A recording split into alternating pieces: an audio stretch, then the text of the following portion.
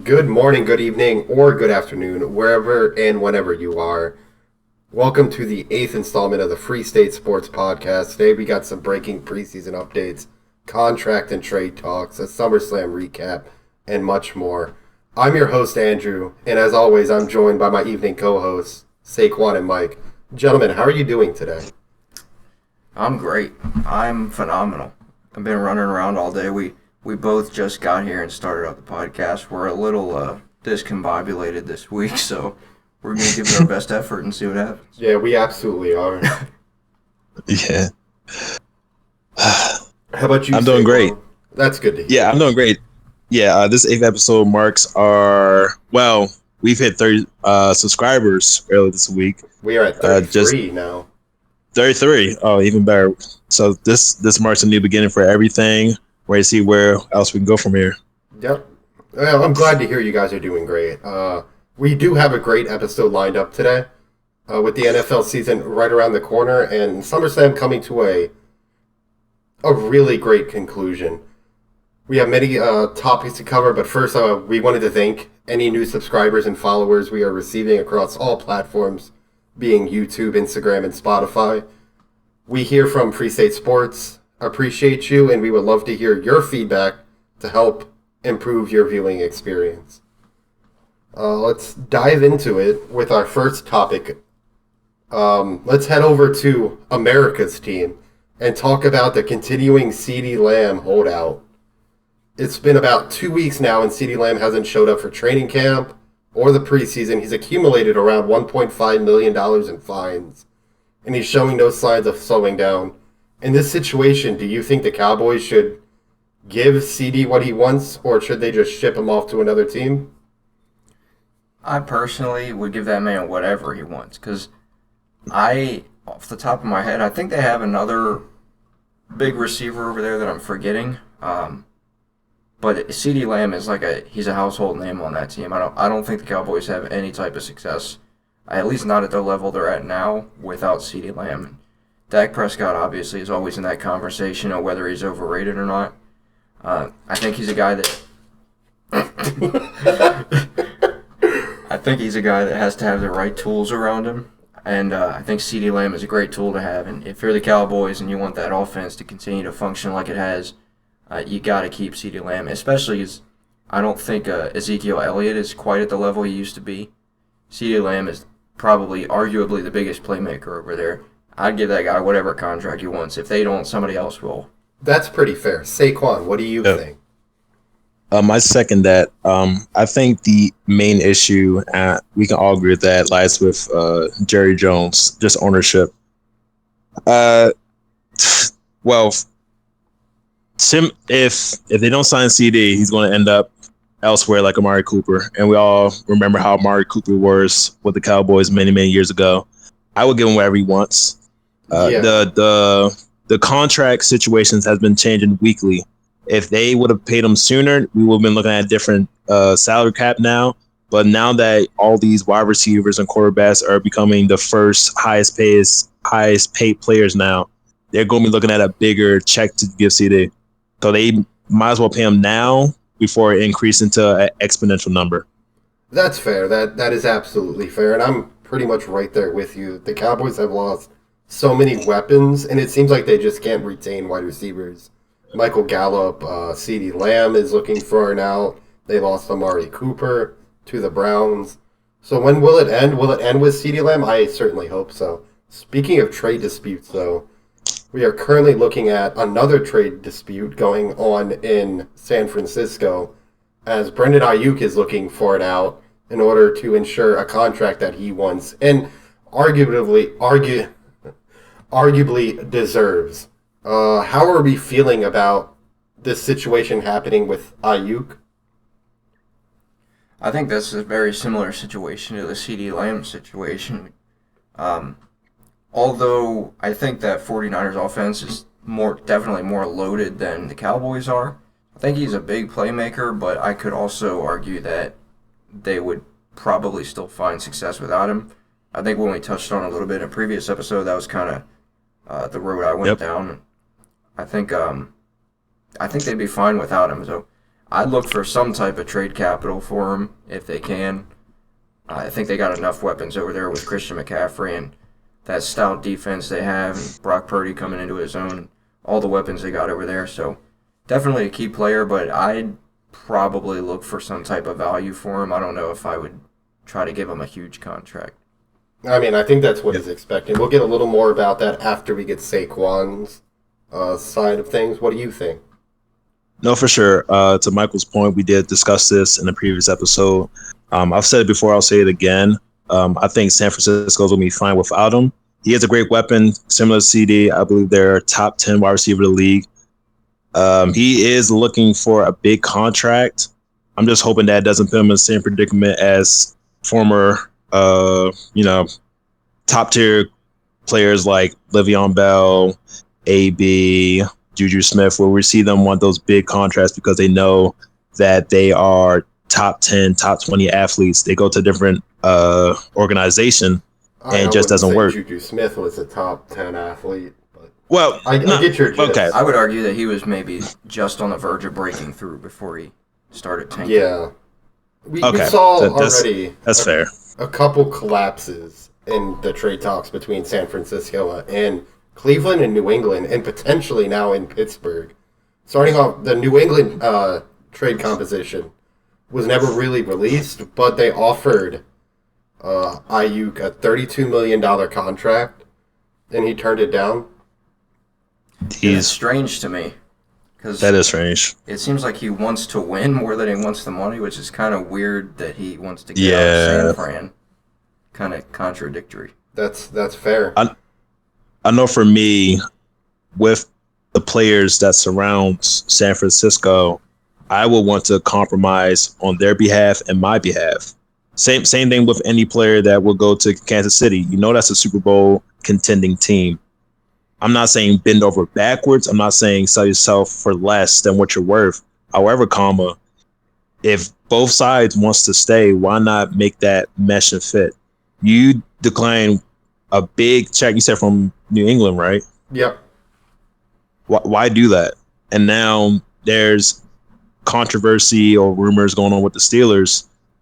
All this is happening, I think, just for him to fall back on San Francisco. It's odd behavior. That Patriots deal, by the way, would have made him the second or third highest paid receiver in the NFL, according to Football Forever HQ on Instagram. So keep in mind, with Pittsburgh, it's a little interesting there, because that's the most recent development. There was a verbal agreement, but never anything put on paper. And then suddenly, right after that verbal agreement was made, the Niners announced that they are reopening up contract negotiations with Brandon Aiyuk. I think he just needs to take it to the chin at this point. Yeah, the Cleveland. No one's disrespecting him by saying take less. All the teams that are offering him positions are all teams that really need him. Maybe not necessarily Cleveland, in my opinion, because they have a great squad over there on paper. But when it comes to them on the regular season, they don't produce numbers. But the Patriots haven't had a great wide receiver in a very, very long time. The Steelers are in and out every few seasons. I don't know. I'm not too sure. No, yeah, you're absolutely right. On the other hand, the Cleveland trade composition was a second-round pick, a fifth-round pick, and the addition of Amari Cooper to be sent to the Niners for Brandon Aiyuk. This deal was also denied by Aiyuk. This was like, the Niners said, we'll accept this outright. We'll ship you over to Cleveland. We get a really good receiver in return, a little plug-and-play action, and Aiyuk said no. How do we feel about that coming out of Aiyuk? It's making me wonder if maybe he just has a terrible agent. I don't know. He's making some really interesting decisions. I haven't seen this many questionable decisions like in the period of somebody's, looking for a new contract. We've seen players hold out and all that good stuff, but I don't know. He's making some very interesting decisions. He's being very unpredictable. I don't know what he wants. That's 100% I agree. fair. Yeah. Because if he wanted a team that he knows can make it all the way, he would just stay with San Francisco.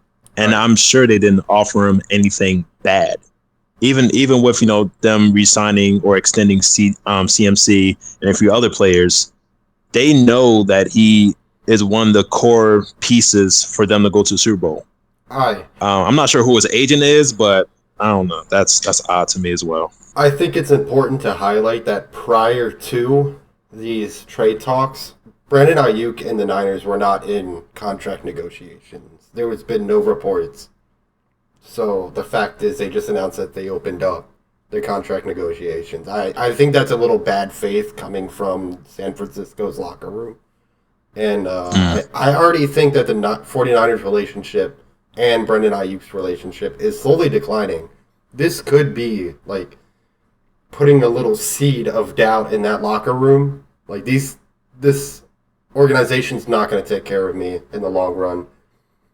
And suddenly you have an organization versus the players, and you never want that. I think they kind of need to start either get Aiyuk a contract or get him out of San Francisco. Absolutely. I agree with that.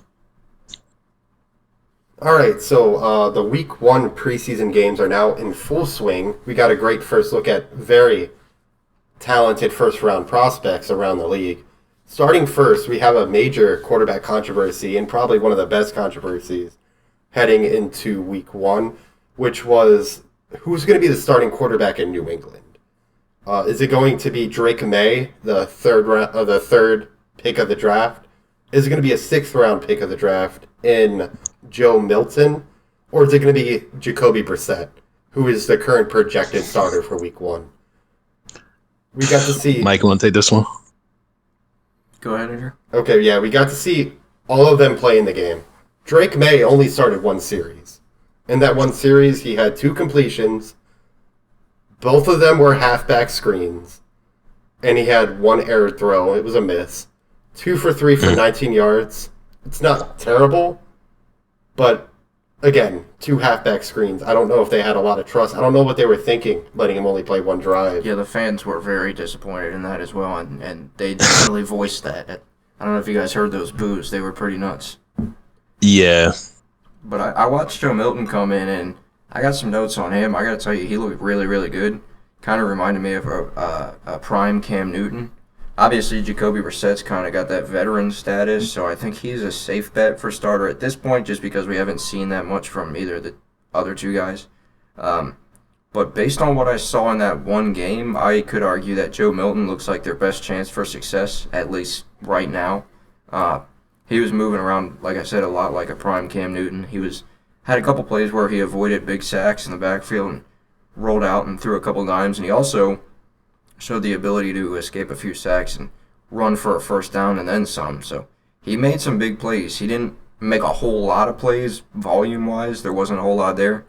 But in the time that he was on the field, he made a lot of big plays. So I think he could definitely be capable of being a legitimate leader of an offense. Yep. I mean... Oh, you go ahead, Saiquan. I apologize. No, my apologies for cutting you off. No, you're good. Twice. You're good. I think the New England situation is going to be similar to ATL, where if Jacoby starts and the season goes terribly, that's when they're going to start Drake or the 6th-round pick. But I have no high expectations, also due to the fact that they have a new head coach and regime. It looks solid, nothing terrible. It is a preseason, so things could change. But from what I did see, it was squared away. Yeah. That new head coach is Jared Mayo, and he has yet to replace Jacoby Brissett as a starter in New England. So I'm excited to see what happens next week as the Patriots take on the Philadelphia Eagles. I'm going to be watching that one closely. I want to see Joe Milton succeed. I love a good underdog story, and he's the biggest underdog story coming out of the draft right now. Yeah, that's been a lot of fun to follow because the Patriots were not good last year. Really haven't been that good in a while, so I'm excited to see what one of those guys can do to try to bring them back some type of success. So am I.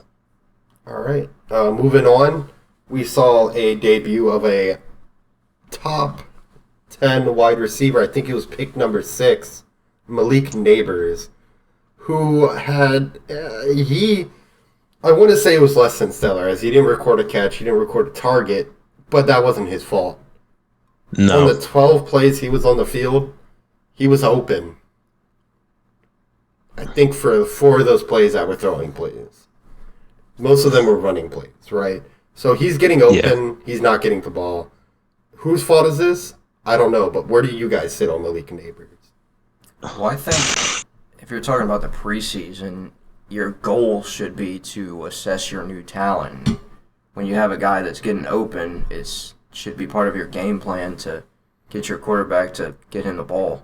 You can see what he can do. And for him to be a top prospect and not even had a chance in that game is kind of wild to me. I don't even know why put him in and risk the injury if you're not going to target him. So I don't know. I don't know if the quarterback's to blame or if the game plan's to blame, but obviously anybody but Nabers is to blame. But would have loved to see him have a chance to shine. Yeah, no, I absolutely agree with you. So would I.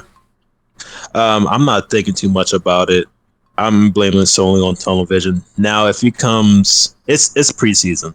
Now, if this transitions over to, holy crap, if it transitions over to regular season, we have the same scenario as OBJ with Baker Mayfield, then that's when I think red flags should start popping up. I did expect to see a whole lot more, to Mike's point as well. I wouldn't want to put him in that type of situation right now with Kansas City. Hollywood Brown is down with an injury that could take up to the first week of the normal season.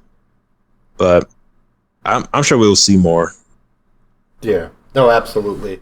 I'm excited for Malik Nabers as a prospect moving forward. I don't understand how you're going to throw him in the game and not even look his way. Use him. Yeah. Yeah, how you going to have soldiers can't use them. Yeah. I feel like it's criminal because he was open a lot of times on very quick reads, and it wasn't even a look. It is. And it's very common to have non-contact injuries, too. It easily could have torn an ACL at any given moment, been out for the season, and they didn't even use him once. So. Yeah, he could have Aaron Rodgered his torn Achilles. Number 92. Yep, moving on. We saw another stellar quarterback debut of Michael Penix Jr. in Atlanta. Now, it's no secret they're probably going to move forward, so I don't think there's any controversy here. I don't know about your guys' opinion. Feel free to share that. But I have none. Yeah, I don't think there's any controversy here, but he's been making splashes in training camp, and now he had a solid debut for the preseason, going 9-16 for 104 yards, no touchdowns, no interceptions. It was pretty solid. How do you feel about that debut? I think he'll do great backing up Kirk Cousins. That's right. I still don't know why the hell they picked him up. I don't know what their plan is over there. I feel like there's still some sort of trade thing looming at some point. I don't know why you'd pick up such a talented quarterback when you just paid another one all that money. Still a very confusing situation over there in Atlanta, but he did look good. After that other one left, because the Vikings made it clear that they were going to draft a quarterback in the first round. Right. I don't have too much to say about Michael Penix Jr., but is there a possibility that we might see a repeat of Joe Flacco and Lamar when it comes to the season in ATL? No, I don't think so personally. Okay. The reason I'm saying that is because Joe Flacco was running on the end of his contract. True. Kirk Cousins is at the beginning of his contract. It's too expensive to move on from Kirk. Why pay him all this money if he's going to be riding the bench? Very true. Yeah, I would agree with that.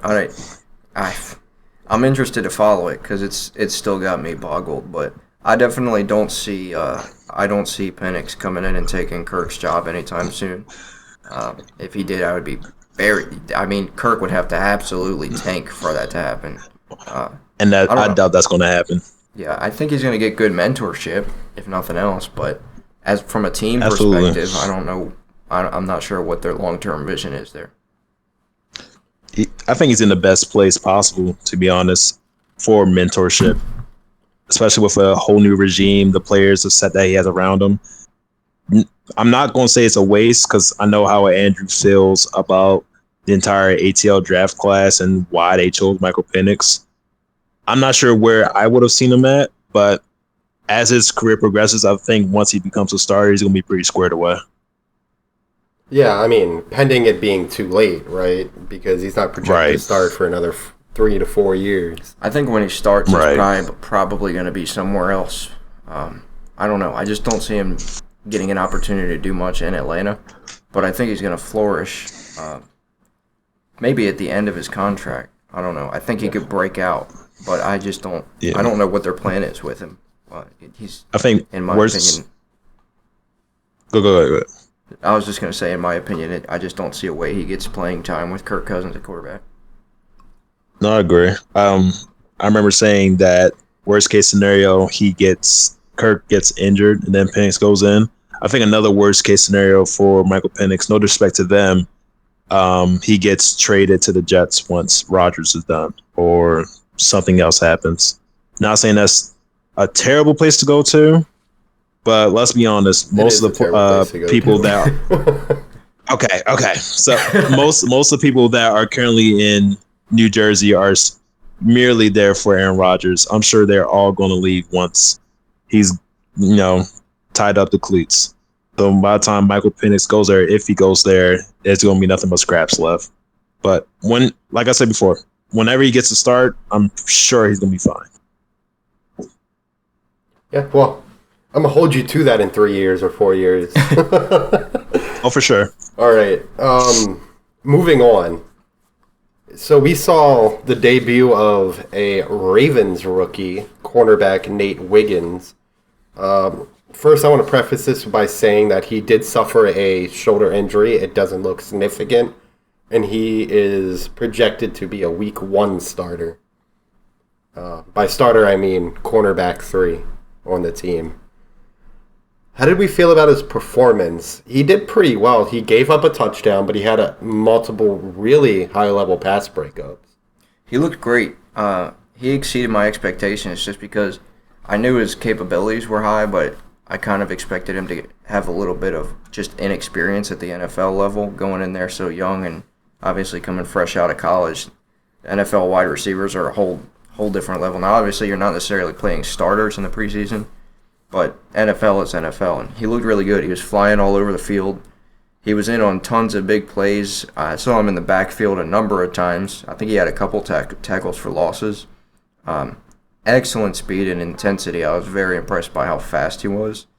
And seeing him out there leads me to believe that this Ravens defense kind of so far looks just as good as what we're used to, but the speed seems like it's increased in my opinion. I can definitely see that.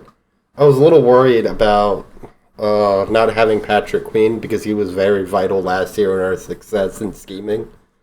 But I wasn't too worried about how our defense did. It's the preseason. We didn't have all of our starters in. They didn't have all of theirs. We looked pretty much on equal footing with the Eagles. Yeah.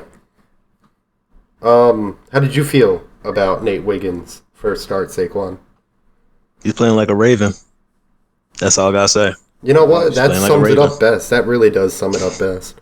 It does. I got to say, with him and Kyle Hamilton and Marlon Humphrey, if he can actually stay healthy, and then the other guys we have in the secondary as well, I think it could be a really good secondary this year. So I'm excited to see what he brings to the table. That's all fair. That is fair. For the next one, I have to eat a big old humble pie.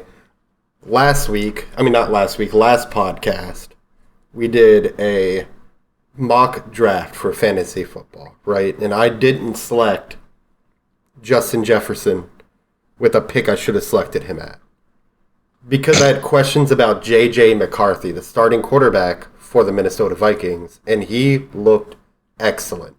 He did start off with an early interception, but he led all rookie quarterbacks with 188 yards, 11 for 17, and 2 touchdowns. He played a great game, and I think he put himself on notice. So how did you guys feel about J.J. McCarthy's preseason debut? I actually didn't catch it. I didn't have a chance to watch that one, but based on what you told me, he far exceeded my expectations. I didn't get to check out any tape on him, but I didn't have super high expectations just because his quarterback class as a whole kind of isn't quite on the level of some of the ones we've seen, at least on paper, in recent years. But he definitely exceeded, I would say he probably exceeded a lot of people's expectations. And Justin Jefferson, in that episode we did where we did early predictions for MVPs and stuff, Justin Jefferson was actually my pick for Offensive Player of the Year. So now seeing that, I feel like I'm inching closer to a correct prediction. Yeah. So. He could 100% be right. He was on track to be the Offensive Player of the Year last year before he suffered that injury. It's still rough seeing him come off of that injury, so I'm not pushing that button just yet. I'm going to stick with who I chose last year, which was Tyreek Hill. I mean, chose on the podcast, which was Tyreek Hill, I think. I think it was. I'm pretty sure it was. Saiquan, were you able to catch J.J. McCarthy's debut? I saw bits and pieces of it, and I must say I'm impressed. He played like he's been here before. That early interception didn't even show effect.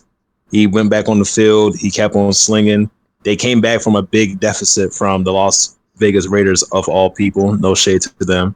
And they ended up winning. Yeah. I haven't seen much tape of him prior to his NFL debut, but from what I did see, he's a very solid starter, so I can't wait to see them play this year. No, I agree. To your point, I would say it's almost more impressive to be able to come back after an interception with that lack of experience for him to come back and just still have that dog in him after that. Yep, unfazed. Yeah. Unfazed. It shows a lot about who he is as a player. And I like the coach's decision not to pull him after an early interception in the preseason. Yep. I like that he allowed him to come back and see how he retaliates at throwing that interception. Moving on, though, to the Olympics now. So the U.S. Olympics are wrapping up today. I'm pretty sure they've already done the final events and had the closing ceremony. I'm not entirely sure. But They did. They did? Awesome. Yep. But first, we're not going to go in depth about this, but we wanted to point out that the men's Olympic basketball team took home gold against France, edging out France 98-87. That now makes it 5 consecutive gold medals for the U.S. basketball team.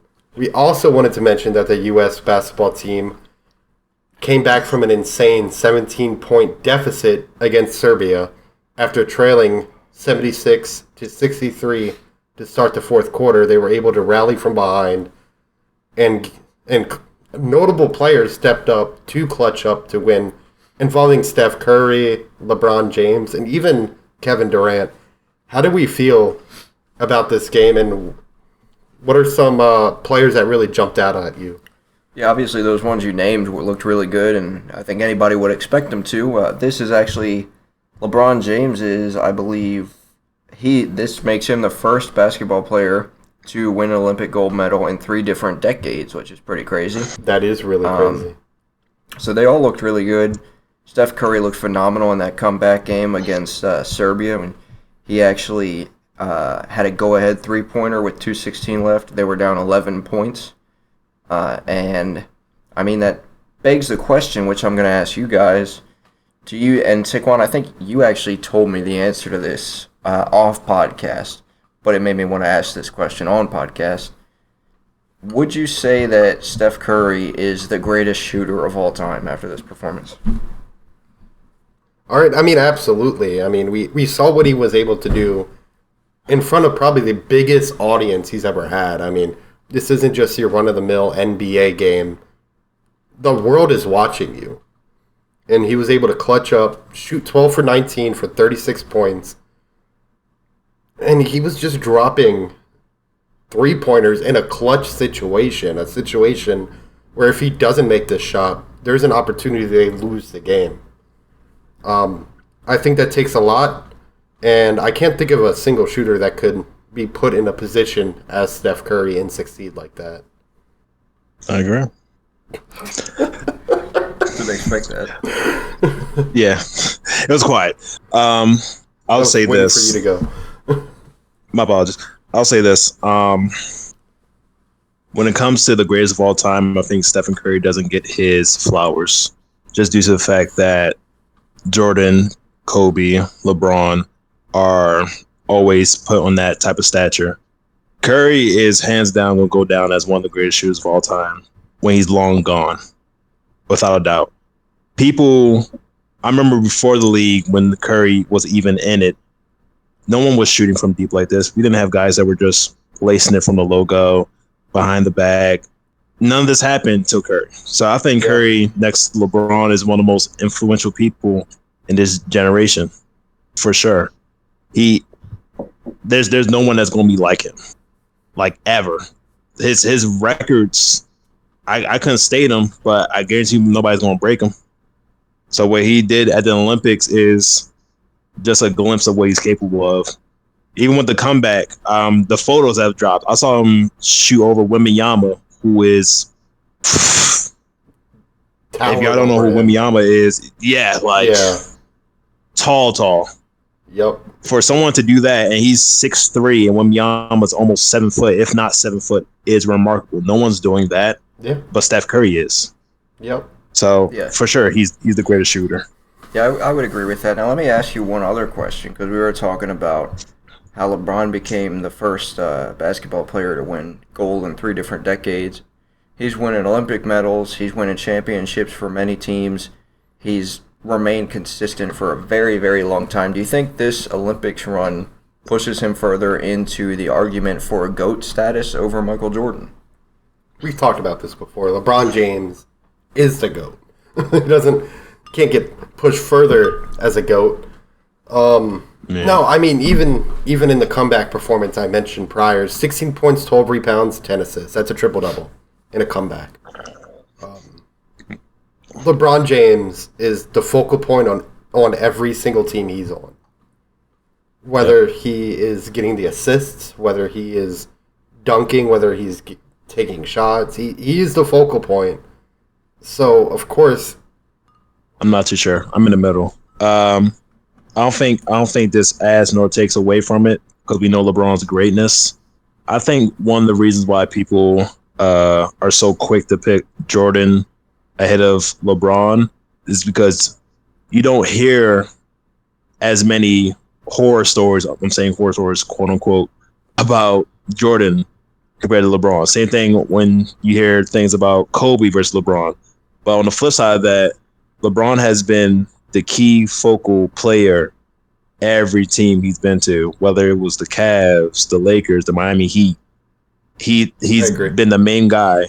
Like he's been the system guy, where Jordan, even when he was temporarily with the Magic after he came back from his retirement, he needed that system, whether it was Carr, Pippen, Rodman. He needed those guys. Point blank period. I believe LeBron's the GOAT of this generation, even though the times are different. But I think this Olympics is just another just bragging right on his resume. How many gold medals does Jordan have? That's all I'm saying. No, that's a good question. When did basketball come into the Olympics? It wasn't until like 98. Yeah, I'm pretty sure it was after Michael Jordan played. No, I'm trying to think now. 2? 3? I don't know. Oh, that's a good question. You stumped me, actually. I couldn't tell you.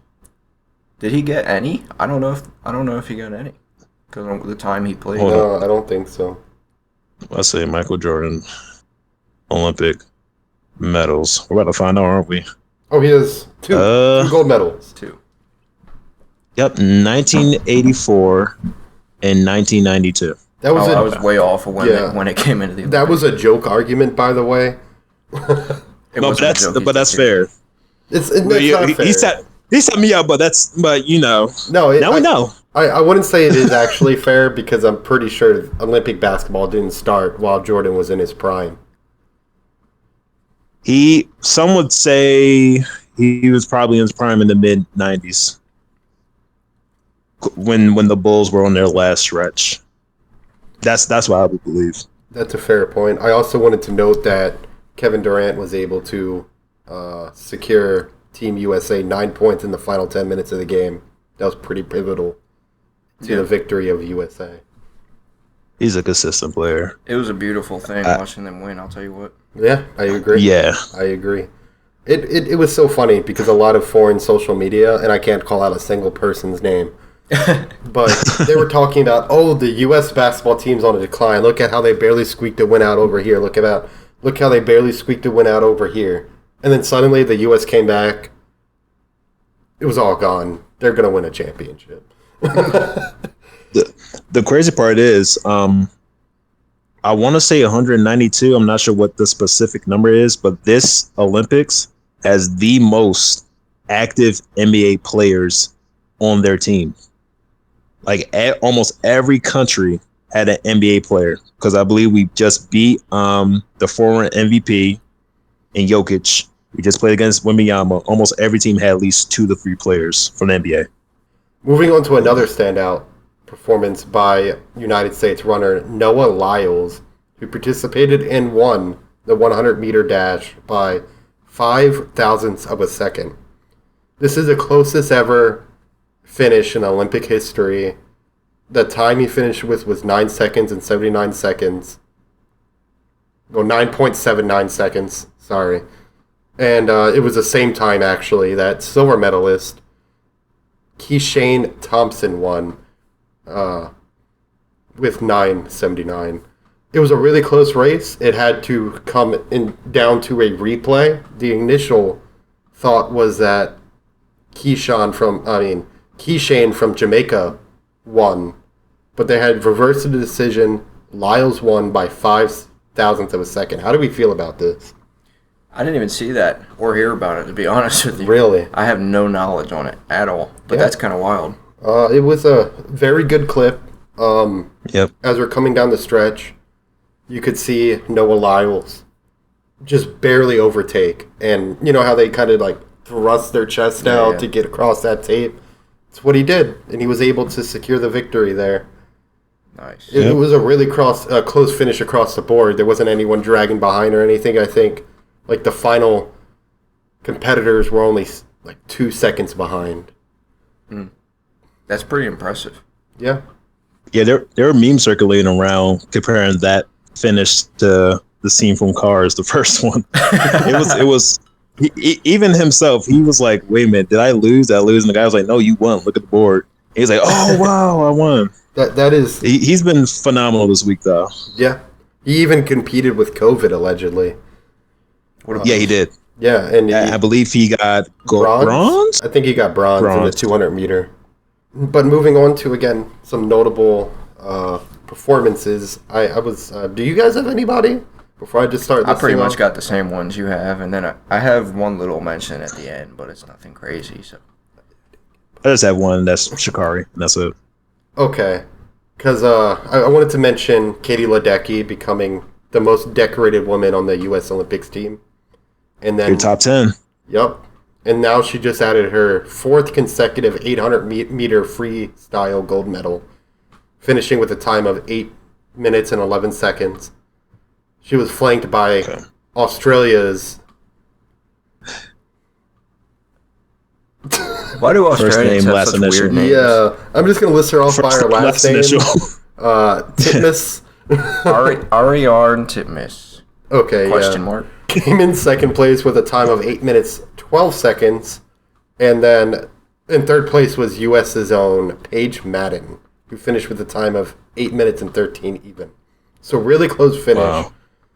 But 1 second is a lot of time in the Olympics. So she took that home. How do we feel about her performance throughout the 2024 Olympics? She won more than just that in gold medals. Well, the thing that I thought most impressive was that 1,500-meter freestyle, she finished more than 10 full seconds ahead of second place. Yeah. And we saw the picture circulating of the pool, the shot of the pool when she finished, and nobody else was even in frame. So I thought that was really cool. She also won, like you said, gold in the 800-meter, and then she won a silver and a bronze. Andrew, you ate a slice of humble pie earlier. I'll eat one right now and tell you I should have put her in my top 10 athletes in the last episode, and I did not. It's an easy mistake to overlook. You never really think about Olympic swimmers as like a top athlete, but it's a very it's a very demanding sport. I couldn't do it. I had a I had a former boss who used to be a swimmer, and he used to put us through hell when we would do swim days with him when I was in the Army. They were not fun. I couldn't be a swimmer. I've never been a great swimmer either. I'm terrible. How do you feel about Ledecky's performance throughout the 2024 Olympics, Saiquan? So I did not watch it, and I assumed that Mike had her in the top 10, so I'll eat the humble pie as well and say I apologize for not having her in my top 10. But I would like to ask a question for you, Andrew, since she was in your top 10. Do you believe if she's consistent in how she performs that she'll eventually beat Michael Phelps' record? Oh man, that is hard. That is hard. It's possible. It's going to come down to whether or not she can do it long enough to overtake Michael Phelps. Understood. I don't know what her current gold medal count is. She is only 27. I believe he's really young. Oh, she has some time. Yeah, absolutely. That was a good question, though. Who are some people we have on our performances, you two? I had a quick note about my number 2 that was in my top athletes in the last episode. If you didn't watch that, go check it out, by the way. It was one of our favorite ones. Yep. But Simone Biles and Jordan Childs finished second and third behind Rebecca Andrade from Brazil in floor gymnastics. So they did not get gold. Simone was my number 2 athlete. Unfortunately, she didn't finish with gold. But I will say I watched a little bit more of the floor gymnastics stuff this year. And I never really gave props before. I knew they were athletic. But seeing her jump 12 feet in the air, we saw those memes about how she can clear a 12-foot stack of books or whatever. And people keep replacing it with like stacks of other stuff. Like she can jump a certain amount of copies of Halo. It's hilarious. But she, for her to be jumping that, like it just blows my mind seeing her jump and spin with no trampoline or anything. As unathletic as I am, I sprained my wrist walking out the door. So imagining somebody doing that with their body is crazy to me. So shout out to them. Yeah, absolutely. Yep. Saiquan, you got anyone else? I asked Sha'Carri Richardson before I proceed any further. I'd like to give her an apology because in the beginning of her career, it seemed like her ego was her personality, and I didn't realize that was just her passion for the sport. Now seeing how far she's made it from LSU to tryouts and now the Olympics, she deserves everything that's come towards her. She's definitely going to be top 10 eventually in her field. That's a great take. Yeah, I couldn't say I know much about Sha'Carri, but from, again, what you said, I could definitely see, and I'm going to definitely look into it more after the podcast ends today. She's getting the title of quote-unquote fastest woman in the world right now. Yeah, well, that's an impressive title to have. She's probably leagues faster than I am. Same here. She would run laps around me. She'll be in another zip code by the time I even get off the couch. Like her famous go-to clips. I don't know if you guys have been seeing it. She does a look over the shoulder wave. Yes, I saw that. And cross that line. Was her. She does that every time. Dude, yes, that's her. That was cold. And I cannot be mad because she be but it sounds like burning these people. Yeah, that was cold. She ran it for the relay. I believe she ran for the 100 meter. I'm unsure, but I heard that she was the last lap for the team, and she pretty much like is the reason why they won. Yeah, no, like I said, that was pretty. That little look over the shoulders was insane. I do remember seeing that. That is all I had for the Olympics. Does anyone have anyone Same else? here. That's it for me. It was fun to watch this year. It really was. Moving on to WWE now. Last weekend, obviously, we watched probably one of the greatest SummerSlams I've ever seen, personally. And many people around the internet are calling it the greatest SummerSlam ever. With that being said, let's break it down one match by one match. We'll start off with Liv Morgan and Rhea Ripley. Liv Morgan was able to take the win here. What do you guys think of the match before I really dive into any of the extracurricular activities that happened?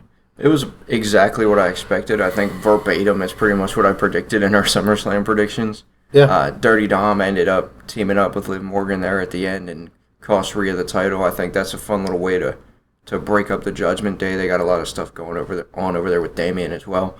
But I thought it was a really good match, and I'm excited to see him continue it. Like we talked about before, I think it could continue all the way till WrestleMania. I think that's going to be a brutal rivalry that'll be a lot of fun to watch. Yeah, and Saiquan, what are some things you liked, or maybe you didn't like about this match? Man, if I was a betting man, I'd be $1 richer. Because I'll call this PLE front to bottom. It was a great match.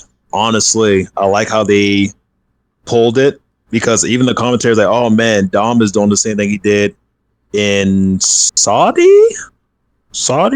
previous PLD. Against Becky. I love the twist. I love what they're doing with the Judgment Day. I'm loving Liv the more I see her on screen compared to her previous characters that she's done. As long as they keep doing this up until the Rumble, maybe even WrestleMania, I'll be down. Don't break up the Judgment Day. Keep it just as is. I like that. I also thought this match was great. I know there's a lot of contention with the beginning. I really liked the cat and mouse game that Liv and Rhea played at the beginning. Yes. I thought it kind of it added something to the match. I enjoyed the storytelling when Rhea went to obliterate Liv Morgan with that chair and Dominic stopped her, because this is where because I mentioned it's going to be an accidentally on purpose betrayal. Yeah. And what it looked like was he accidentally cost Rhea the match, but it turned out to be on purpose. I like that. I don't know what to consider Rhea now. Is she a face? Is she still a heel? Is Dominic a mega heel now? Like, what happened here? I think Dirty Dom's the best heel in the business right now. All right, moving on, though. The Intercontinental Championship match between Sami Zayn and Braun Breaker. This was a short match, very action-packed. Was it too quick? What are your guys' thoughts, Mike? Definitely too fast. The first one was better for me. I wish that it kind of would have been the other way around, where the first one was shorter and then the one where Braun won the title was a little longer. I know they have, with all the storylines they have going on, there's only so much you can fit into a show, so sometimes the matches only get a certain amount of minutes or whatever. I felt like that one should have had more time. And I don't know if that rivalry is over or not. Hopefully they do something else at some point, because Sami Zayn is promised a rematch. Okay. On Raw.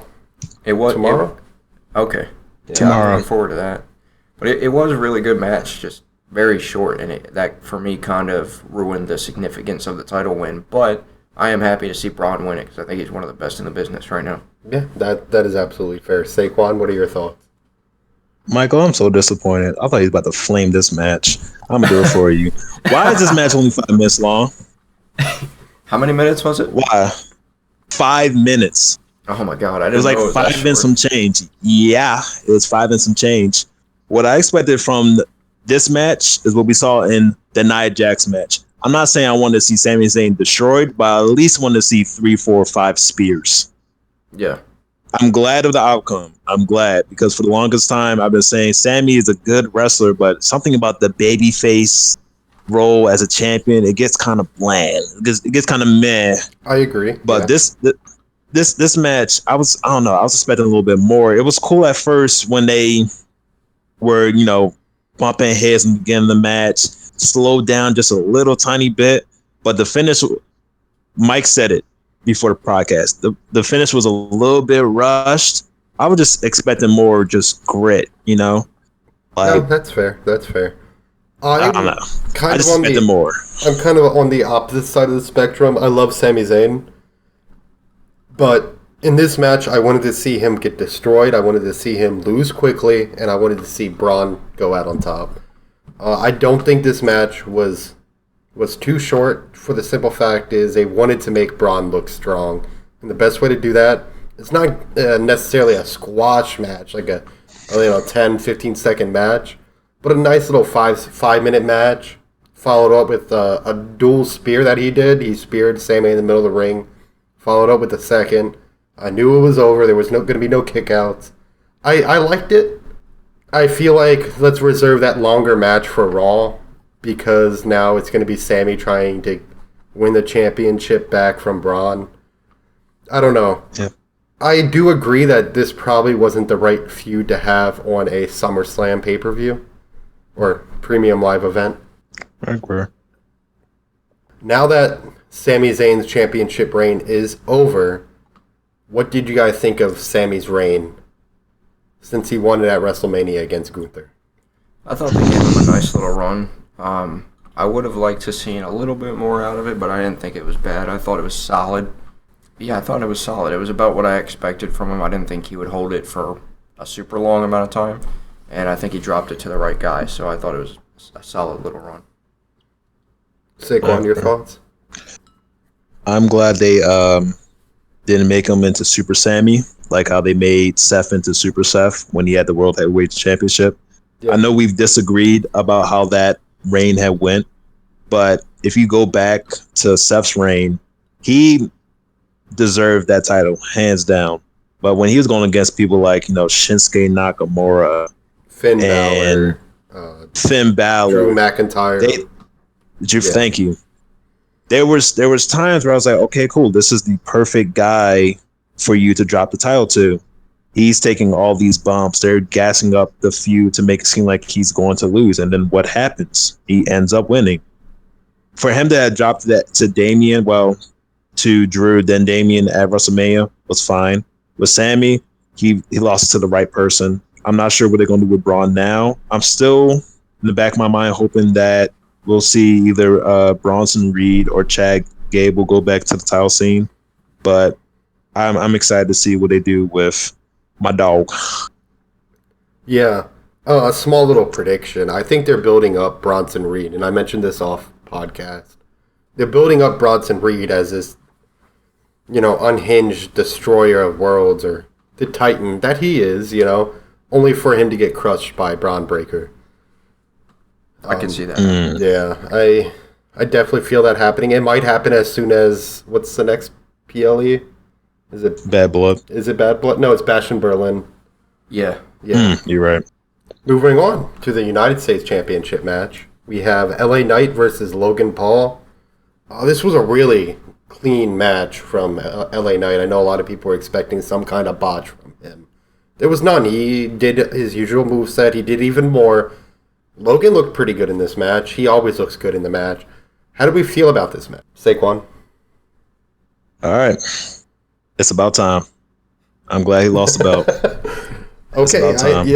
No, right there. I get it. I get it as a heel.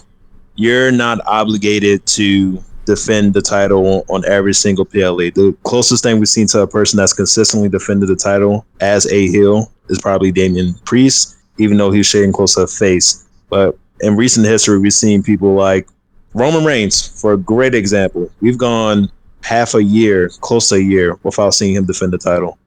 Yeah, I believe Logan held the belt for 235 days and only defended the title twice. That's ridiculous to me. I want to say 3 times. Yeah, I think this time was the third time. Yeah. Third time? Yeah, that's ridiculous to me. That's not to take away Logan as a person. That's not to take away Logan as an athlete, because we know that he can work the ring. We've seen it time and time again.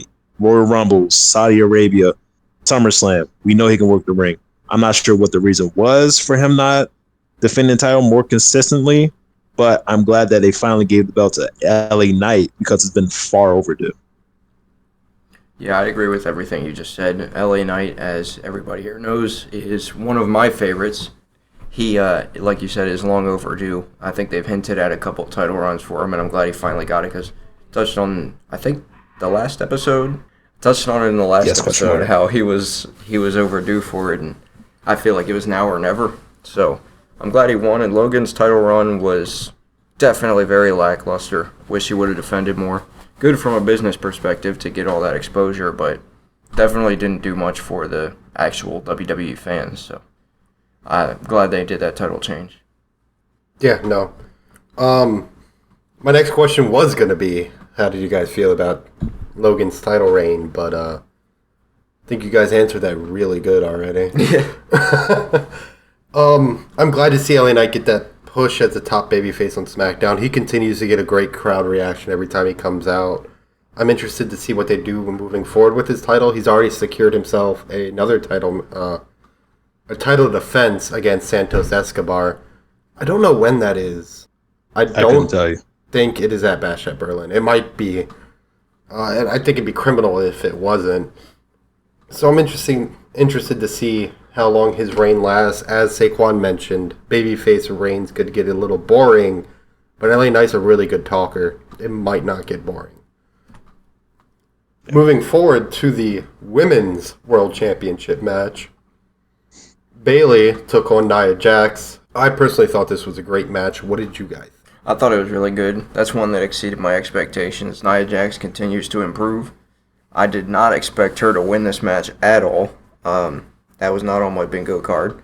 But that makes for an interesting future for that title while Tiffany Stratton continues to hold the women's Money in the Bank briefcase so she could cash in at any time. I think that whole storyline will be very, very interesting. Yeah, Saiquan, your thoughts?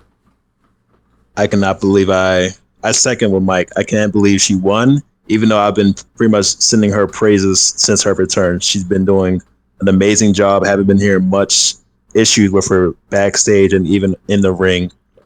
I predicted Bayley to win, then Tiffy to come out, but I'm proud of what the outcome was. She's going to be a great heel, a great heel champion.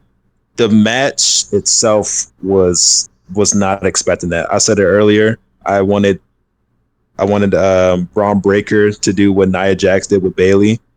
That ending was horrifying. I don't think I've ever seen her do that to anyone else, where she literally just splashed on 3 times. I think 3 times, twice. Yeah, like if that's how you make yourself known. So yeah. I'm proud of the outcome of it. Yeah, I'm right there with you. I predicted Nia to win this match, and I kind of predicted a fake cash-in by Tiffany. I didn't think they were actually going to do it by the time SummerSlam rolled around, so it was a really nice surprise for me.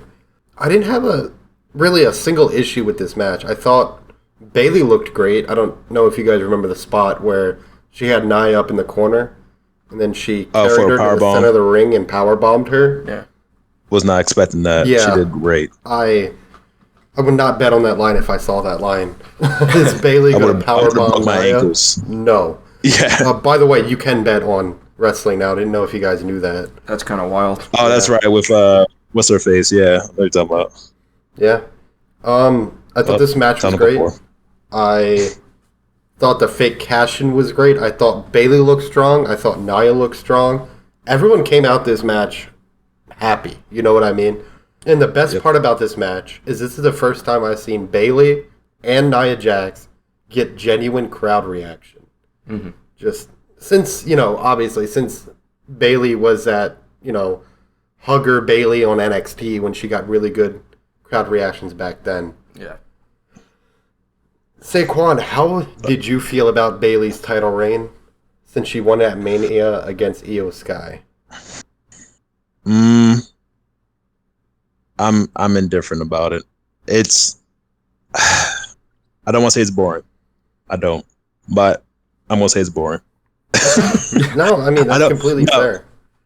I'm not sure what it is about faces and having somewhat boring like reigns. The matches themselves can be fantastic, but when it comes to the female or women's division, I look at who they really go against. To my knowledge, the last person besides Nia Jax Bayley went against was Naomi, but that was many, many months ago. Now, her match at WrestleMania was spectacular because I think that was very long overdue. But I don't know. I'm indifferent. I love the character Bayley. I'm kind of waiting for her to transition into a different character, but I'm sure that's going to be in a far distant future. That's fair. Mike, your thoughts? Yeah, I feel the same exact way. If you weren't going to say it was boring because you didn't want to say it, I was going to say it. I thought it was pretty boring. I thought it was kind of forgettable. Never really been the biggest Bayley fan. Nothing against her. Just kind of a, I don't know. Doesn't do it for me. It's kind of a boring moveset, I guess. But she's good at what she does, but she just, her title reign, it was all right. It was all right. You can take it or leave it. That's fair. That is fair. I'm right there with you. It was, like you said, I can't really remember too many of Bayley's matches. I remember the one against Naomi. I think she then had a title defense against Naomi and Tiffany Stratton that she was able to clutch out. So yeah, I'm right there with you guys. I don't think it was anything stellar. I don't really think it was anything too bad. It was just kind of there. Mm-hmm. But that's been kind of the state of the women's championships lately. Liv Morgan's best title defense was against Rhea Ripley. Yep. So. Yep. Well, with that being said, let's. Is there any feuds to be looking forward to that Nia Jax could have heading into the future? I still want to see her feud with Jade Cargill. That's the one I'm looking forward to. I think that's why they've been kind of holding Jade Cargill in this tag team division with Bianca Belair. Yeah. It would be kind of cool if they ended up having a match at Mania and that was when Tiffany cashed in. That'd be kind of... There's a lot they could do with that, too. Yeah, that's true. I agree. Do you have anyone, Saiquan? I would like to see a triple threat match. I think it's been long enough. I think everyone wants to see Jade versus Bianca. I think Bianca, Jade versus Nia Jax is going to lead up to that. That's a match that's on the top of my list for Nia. That's a great prediction. Do you think Nia's going to hold all the way to WrestleMania? Because that's a WrestleMania caliber match right there. I believe so. Okay. Yeah, no, that's actually a really good prediction. I like that. Next, we have probably the most highly anticipated match on the card with the best built feud, the most star power, CM Punk, Drew McIntyre, special guest referee Seth Rollins. Drew ended up taking this victory here, and I think it's very much deserved. I picked CM Punk. This was my only bad pick of this entire PLE. What was I thinking? CM Punk winning. How did you guys feel about this match? Well, I got it wrong too. Yeah, I couldn't even pick an actual winner. I thought it was going to end in some kind of weird, wacky way. But it was cool to see Drew get a win. Hopefully that progresses that feud more focused on, obviously, Seth and CM Punk. I think that'll be cool to watch. I think that's going to end up being a Mania match. And I'm excited to see what CM Punk and Seth do moving forward now that CM Punk's back. Saquon? I made a argument that PLEs have become very predictable. And I must say, this PLE was very unpredictable to a degree.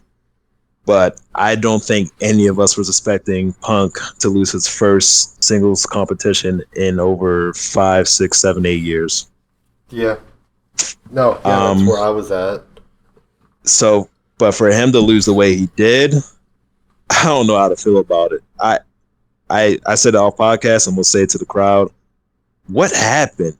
Why did he go Google eyes over some? To me, it means nothing, but to him, I get it.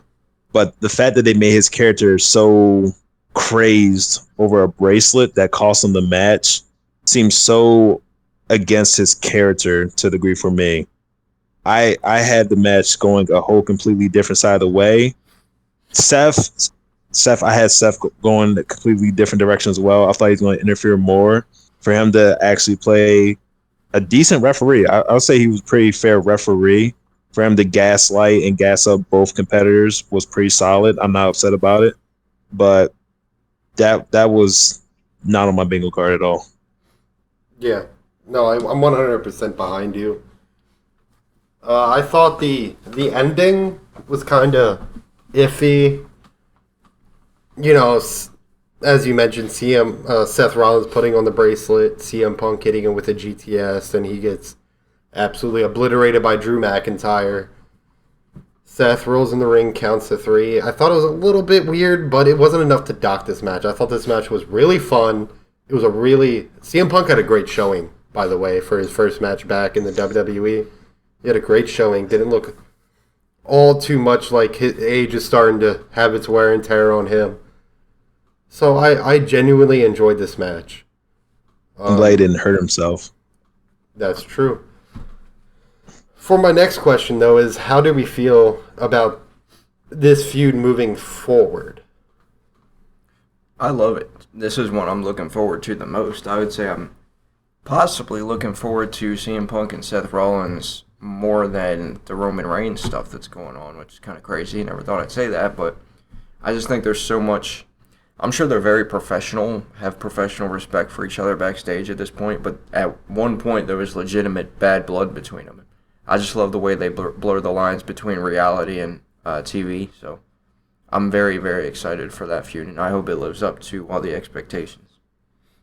Yeah. I 100% agree. Saquon? I'm in the same boat. I love what they're doing with it. I am looking more forward to seeing Seth versus Punk. I'm more interested in also seeing how they're going to transition from Punk and Drew to Seth and Punk, considering the fact that Seth got clapped last Monday by Bronson Reed. So I'm sure he's gonna be busy with that. Pause. Yeah, like absolutely. Because I believe the real Aussie the icon general manager for Ross said that he had fractured a couple ribs from taking 5-6 splashes. Yeah, they But might when write that Steph eventually, off the TV for a little bit. I think so. But whenever they decide to have that match, whether it's Mania or next SummerSlam, I'll be there for it, and it's gonna be a great match. Punk is looking great. Seth has always been a consistent athlete, so I'm expecting a banger out of it. Yeah. Nope, I 100% agree with you. Moving forward, though, we have the World Heavyweight title between Damian Priest and Gunther.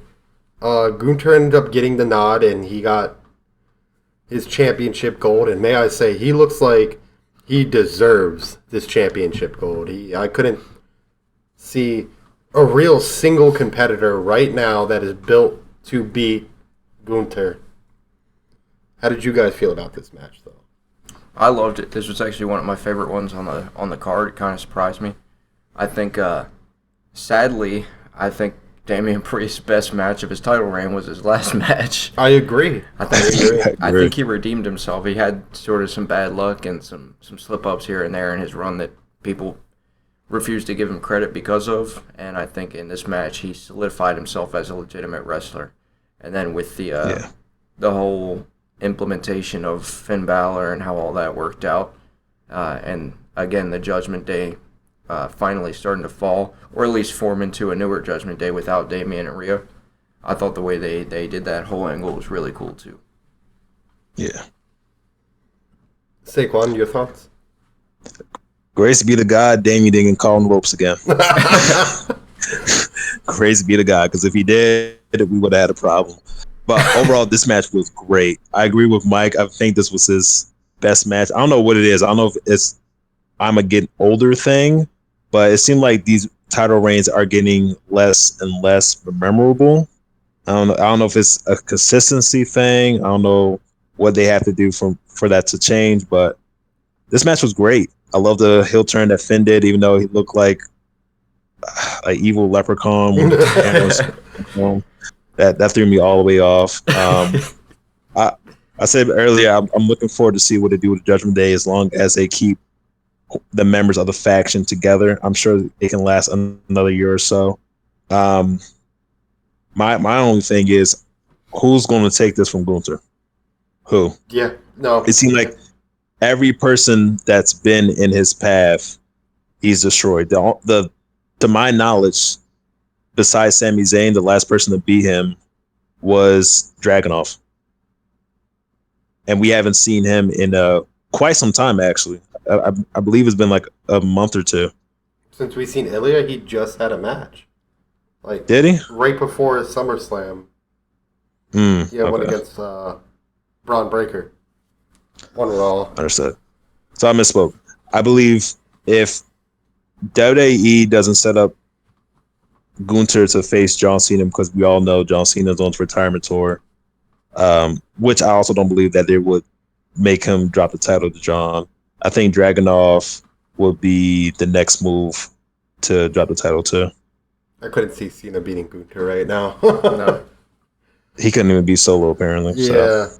Did this match do good enough for Gunther's legacy? Because you kind of got that asterisk that he only won because Finn betrayed Damian.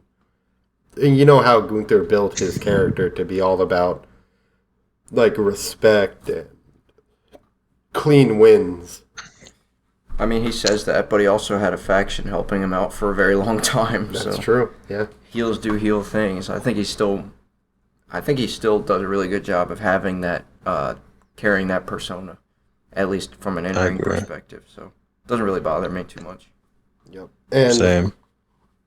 Finally, on the topic of Gunther, Raw, we saw, the Raw after SummerSlam, we saw a very unlikely contender step up to be Gunther's first title defense. We're getting Gunther versus Randy Orton at Bash in Berlin. How do we feel about that? I'm very excited for that, personally. Didn't see it coming at all, but I'm very, very excited. I think that could be an absolute banger. Really, anything Randy touches turns to gold, so I'm very. Now it's time for the main event. We had Cody Rhodes, the WWE Undisputed Champion, versus Solo Sikoa. Cody retains. Surprisingly good match. I wasn't too pumped for the match itself, but then when I sat down and watched the match, it was pretty good. They were kind of putting on a clinic. How did you guys feel about the match? I thought it was good. I think Cody elevated Solo a little bit, but it was still a Solo Sikoa match. So Yeah. I don't know what it is about Solo. I was roasting his moveset, but then Saiquan pointed out that it's the same moveset every Samoan uses. So I don't know if it's just his aura or what it is, but I don't know. I don't know. I guess he's doing a good job as a bad guy to make me not like him. But yeah, I think Cody Rhodes elevated him. I think it was one of Solo's best matches, and obviously we had the return of Roman Reigns. That was huge. That was gigantic. Got some new music, by the way. Still not sure how I feel about it. Same here. But that's gonna be a lot of fun to watch, I think. Yep. Came back and absolutely wrecked everybody. Yep. Saquon, what were your thoughts? So I think similar to the 2023 Royal Rumble with Cody Rhodes' return, I think the match to a degree was ruined for the anticipation for Roman's return. I'll need to rewatch the match because I don't think it was a bad match, period. I think it was a good match. But in the back of my mind, me waiting the entire match for the possibility of Jimmy returning. Even you predicted that maybe Jay will return. And we all pretty much predicted that Roman's going to come back, and he did. I just sat there like, okay, cool. Where's Roman? So yeah. I think they put on a clinic to whomever said that. I think it was a pretty solid match. Definitely match of the night. I know one of you made the argument that another match should have main evented, but I had also said we all know why this main evented because we all know that Roman's returning. But my argument was decent. Was that CM Punk versus Drew McIntyre should have been the main event if Roman wasn't going to return, which is, why I predicted Roman returning. And I'm glad we got it. He brought such a big aura that stadium exploded. Yeah, Roman's finally over as a babyface. I never thought I'd see the day. And the way he marched down to the ring, like not a single hesitation in his step, but also not rushing, you know? And as soon as he got in the ring, it was on. He was on Solo like white on Cody. It was a great match. It was really good. And then his return was amazing. And then did you guys catch Roman confronting the Bloodline on SmackDown? I did. Yes. That was a really good segment, too. That was really good. He destroyed the Bloodline. I loved it. I have to say, the only reason why Roman destroyed the Bloodline is because Jacob Fatu wasn't there. True. Yeah. I love the use of the steel steps, though. That had me hyped. Just seeing him handle the steel steps, throw them into the guys. So how are we feeling about the new build of Roman versus the new Bloodline? Do we have any predictions? I'll go first. Go ahead. I'll go first because I know Mike probably has a 5-star rating prediction. I made a prediction last episode, and I'm going to stick with it. I do believe that we're going to see Survival Series going to happen. It's going to be new versus old. Jimmy will come back. Jay will come back. I'm not sure what the fourth member is. Everyone's been saying, is it going to be the other brother or cousin that's currently in a different corporation? Some are even saying Sami Zayn. It's going to be Other Sammy. people are also saying Cody Rhodes. It's going to be Sammy. I think you predict Sammy? Yeah, so they're already setting up, by the way, if you caught it on Raw, where Sammy and Jay were talking backstage. That's true, yeah. They have a title match coming up with the Judgment Day for the tag title. Gotcha. So that's going to mean that Jay and Sammy will hold titles while the new Bloodline also holds titles over on SmackDown. That's going to be interesting to see. I think it's going to be a banger, though. If Jacob is healthy, which we've heard the rumors, the only reason why he's quote-unquote injured is to save up, make it seem like Roman is stronger than he actually is. We don't want to, put Jacob on him yet. I think they're saving that for a later point in time. I don't entirely know. Again, I don't have access to the scripts. but I'm pretty sure Jacob was supposed to return to the ring and start beating on Cody, and I think there was somebody else that was supposed to come out. I don't know who. Copy. They did say Jimmy was backstage with Roman, according to some leaks that were on the internet. Okay, yeah, I didn't catch those leaks. But there was a whole conversation prior to where it was mentioned that, Cody's got some backup. He's got his usual friends, which was Kevin and Randy, and they were going to bring someone else in to help.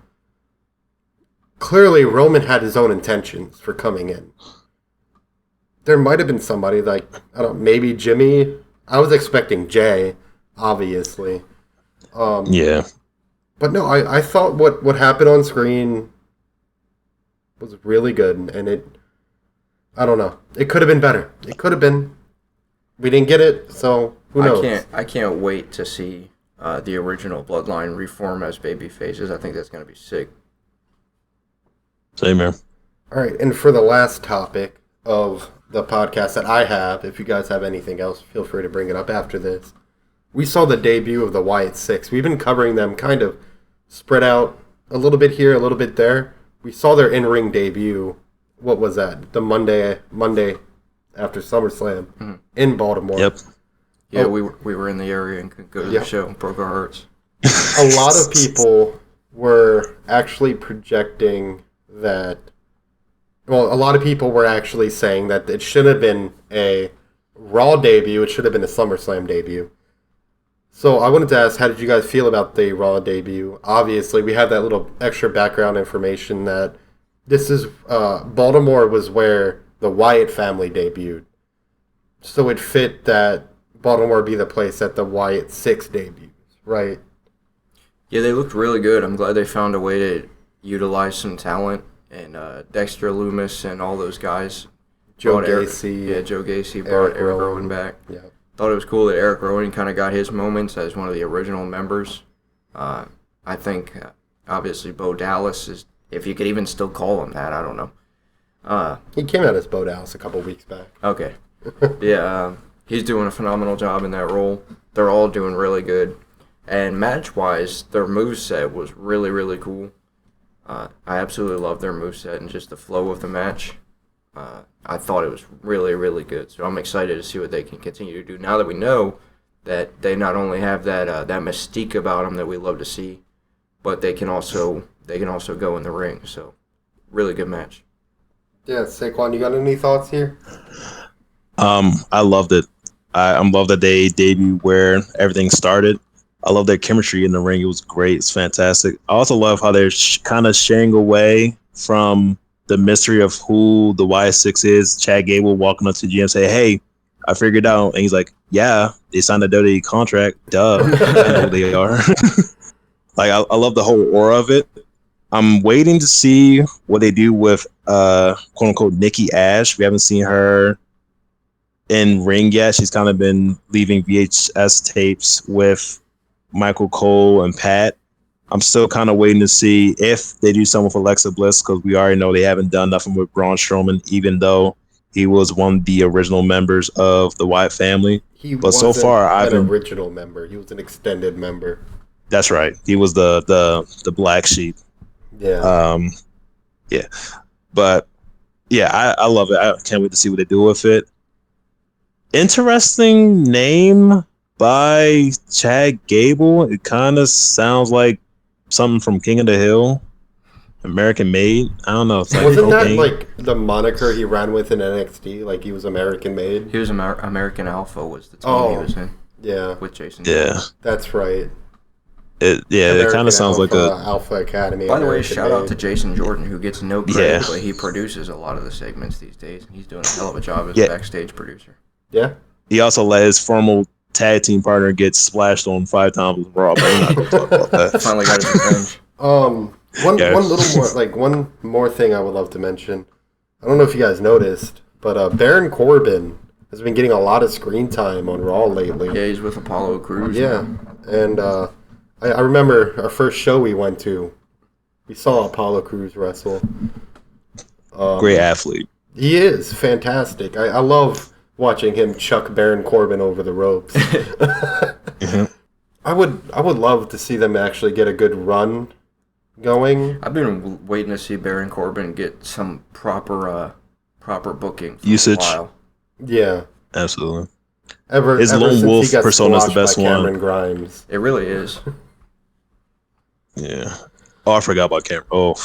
Yeah, they completely mishandled that. You're going to have him squash Baron Corbin in 5 seconds and then keep him off TV until you kick him out. Yeah, then they released him. Yeah. That is insane. And he was a great athlete as well. I love Baron Corbin's finisher. He's probably got my favorite finisher. End of days? Yeah.